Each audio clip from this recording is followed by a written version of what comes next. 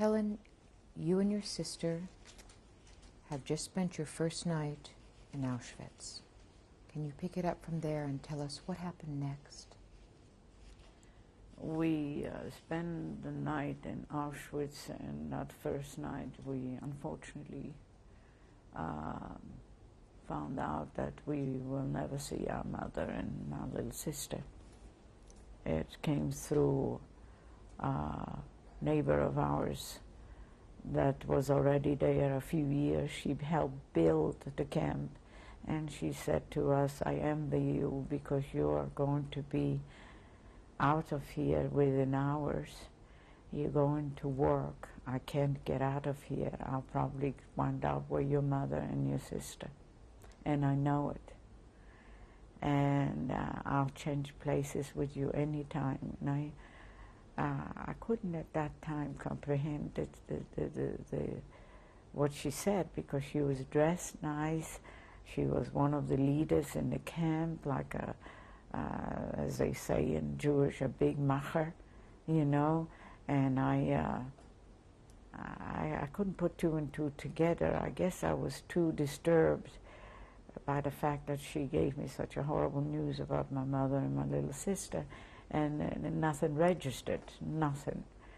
And it didn't.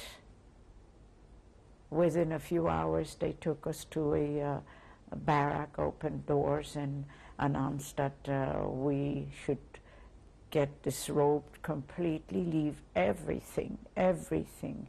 Do not take anything with you. Leave it on a little pile right in front of the door, and when you come out, you'll have it.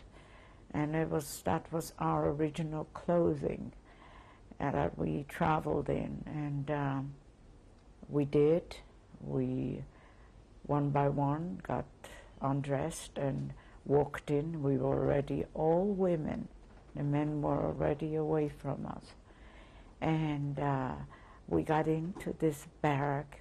It was a huge barrack with a few little showers hanging off the ceiling, and could have just as well been a guest chamber, but fortunately they needed, fortunately for me and the rest of us, they needed 800 women to work.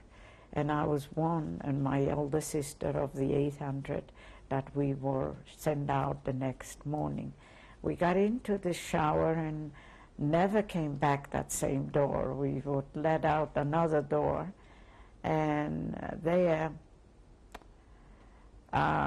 men were standing laughing at us because we were completely nude, wet, and they were making fun of us. And we couldn't figure out, we just couldn't figure out what is next. And they called us to come forward.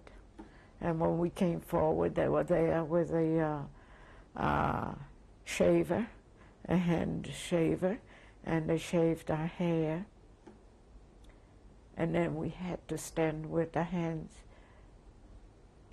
up, legs stretched, to examine if we didn't hide anything.